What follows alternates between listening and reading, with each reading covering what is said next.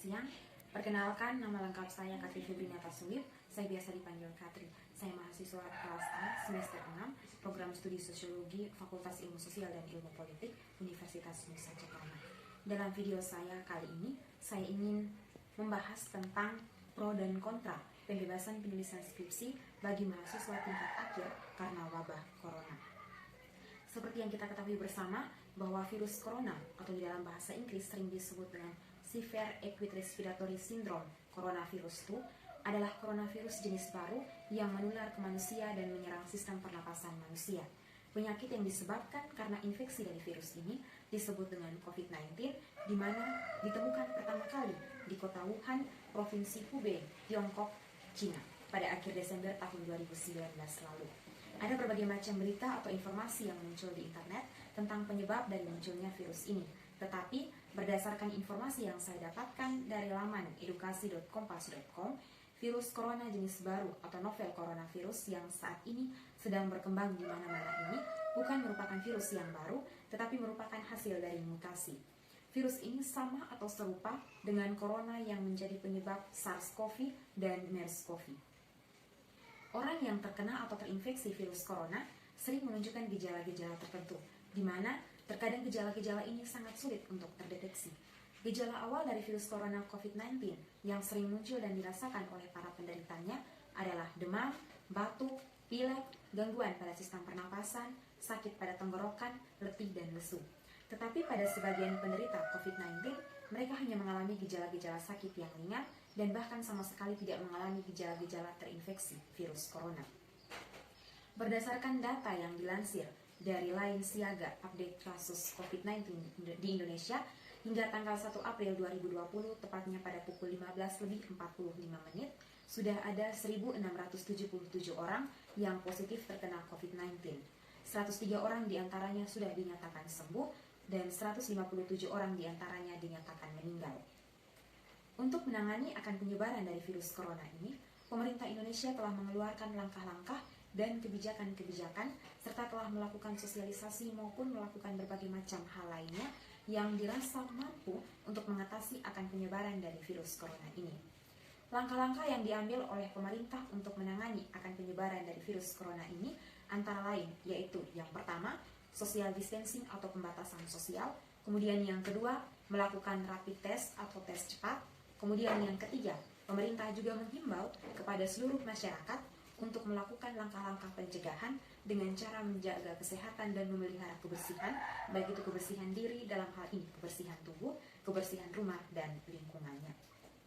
Langkah yang keempat yaitu dengan melakukan lockdown pada daerah-daerah tertentu. Langkah yang kelima yaitu melakukan karantina, dan langkah yang keenam melakukan isolasi.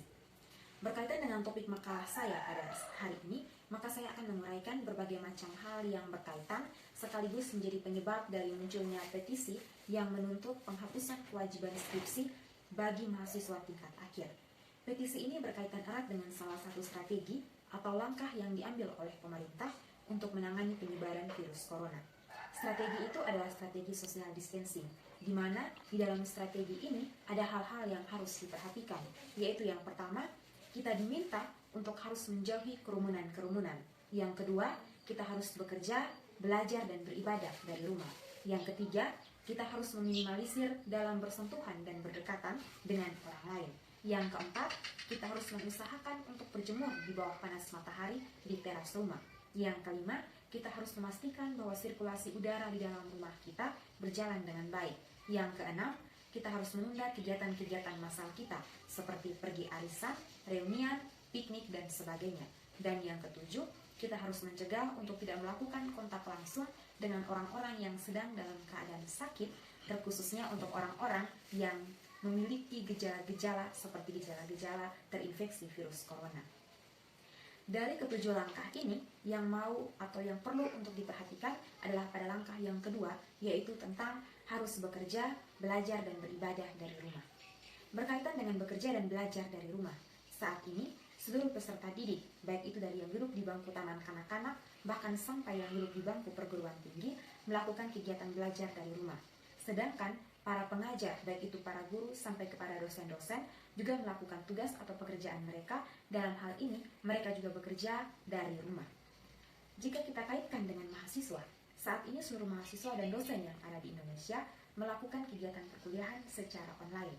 Dosen memberikan materi-materi dan tugas melalui media-media online yang ada, sedangkan para mahasiswa juga harus mengumpulkan tugas-tugasnya melalui media-media online yang ada.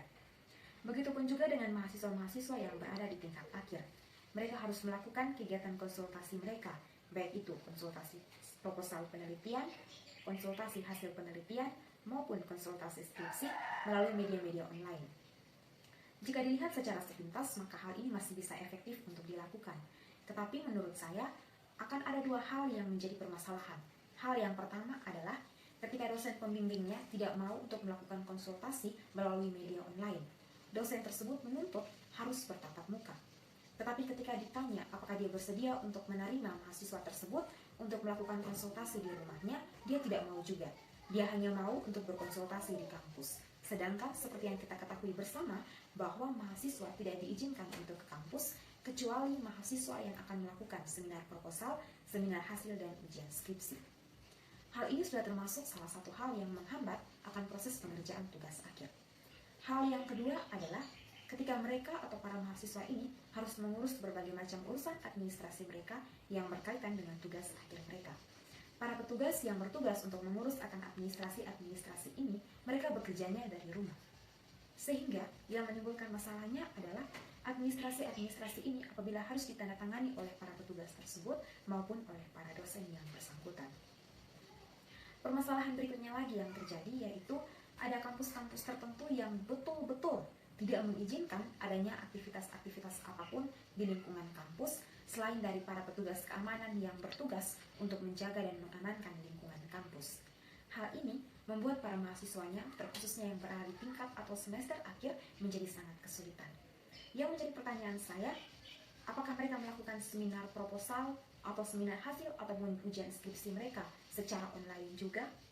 Jika mereka melakukannya secara online, apakah dalam proses berlangsungnya seminar atau ujian tersebut ada kendala atau masalah atau hambatan yang mereka temui? Ataukah proses seminar itu berjalan dengan baik sesuai dengan prosedurnya? Dan jika hal ini kita kaitkan dengan kondisi atau situasi yang ada di daerah kita, Nusa Tenggara Timur saat ini, saya merasa bahwa akan ada begitu banyak masalah-masalah baru yang bermunculan. Masalah-masalah itu antara lain, salah satunya dalam kegiatan perkuliahan adalah mahasiswa rentan untuk program ulang atau tidak lulus pada mata kuliah tertentu. Hal ini disebabkan karena keterbatasan biaya untuk membeli pulsa. Selain itu, jaringan internet yang kurang stabil sehingga menghambat para mahasiswa dalam mengerjakan dan mengirimkan tugas. Dan jika kita kaitkan dengan mahasiswa-mahasiswa tingkat akhir, maka di sini mahasiswa-mahasiswa ini membutuhkan biaya pulsa yang lebih besar lagi karena mereka harus berkonsultasi dengan dosen pembimbing mereka. Bahkan jika dimungkinkan, maka mereka juga seminar dan ujian secara online. Hal berikutnya adalah tentang proses penelitian. Saat ini kita dilarang untuk beraktivitas di luar rumah. Pertanyaan saya adalah, bagaimana dengan mahasiswa-mahasiswa yang harus melakukan penelitian? Apakah mereka harus melakukan penelitian secara online? Jika harus melakukan penelitian secara online, bagaimana dengan mahasiswa yang penelitiannya harus turun ke lapangan? Apakah data-data yang didapatkan dari hasil penelitian secara online ini merupakan data-data yang valid dan akurat? Jika data-datanya tidak valid dan akurat, maka mahasiswa-mahasiswa ini harus melakukan penelitian ulang. Ketika mereka melakukan penelitian ulang, maka biaya, waktu, dan tenaga yang dikeluarkan harus lebih besar lagi. Data-data yang dibutuhkan harus betul-betul merupakan data yang valid dan akurat. Di mana mereka bisa mendapatkan data-data yang valid dan akurat jika mereka tidak turun ke lapangan? Hal-hal ini akan mendatangkan masalah-masalah lain lagi yang lebih kompleks. Mahasiswa-mahasiswa ini akan membutuhkan waktu yang lebih lama lagi untuk menyelesaikan studi mereka. Mereka harus mengeluarkan uang yang lebih besar lagi untuk membayar biaya UKT mereka atau biaya regis mereka. Jika mereka tidak sanggup untuk membayar biaya UKT atau biaya regis mereka, maka semua kebutuhan mereka tidak akan dilayani oleh kampus. Bahkan lebih dari itu, mereka bisa terancam untuk di drop out atau dikeluarkan sehingga mereka harus putus kuliah. Dan jika kita mau kaji secara lebih mendalam lagi, maka hal-hal ini bisa menyebabkan atau mengakibatkan masalah-masalah yang berkaitan dengan gangguan psikologis mereka. Jiwa mereka bisa tertekan dan bisa membawa dampak atau akibat yang lebih buruk lagi bagi diri mereka, bahkan bagi keluarga mereka. Hal-hal inilah yang menurut saya menjadi faktor-faktor pendorong atau faktor-faktor yang melatar belakangi sehingga seorang Fakhrul Adam sampai mengeluarkan petisi yang menuntut Menteri Pendidikan dan Kebudayaan Nadiem Makarim serta Majelis Rektor Perguruan Tinggi Negeri Indonesia untuk menghapus kewajiban skripsi bagi para mahasiswa yang berada di tingkat akhir.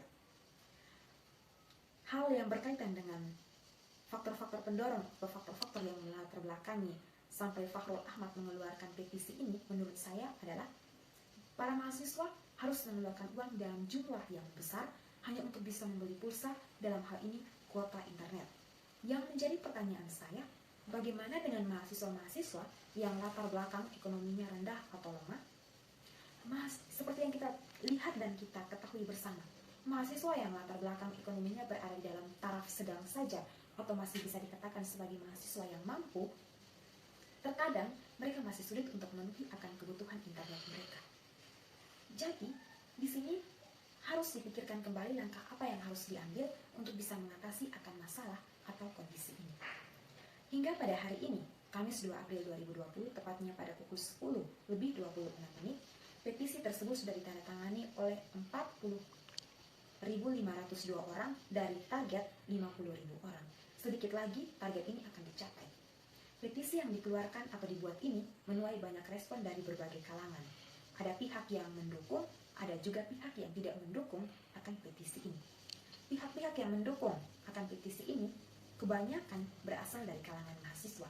Sedangkan pihak-pihak yang tidak mendukung isi dari petisi ini kebanyakan berasal dari kalangan-kalangan pengajar, dalam hal ini para dosen, guru, dan juga kaum-kaum intelektual lainnya.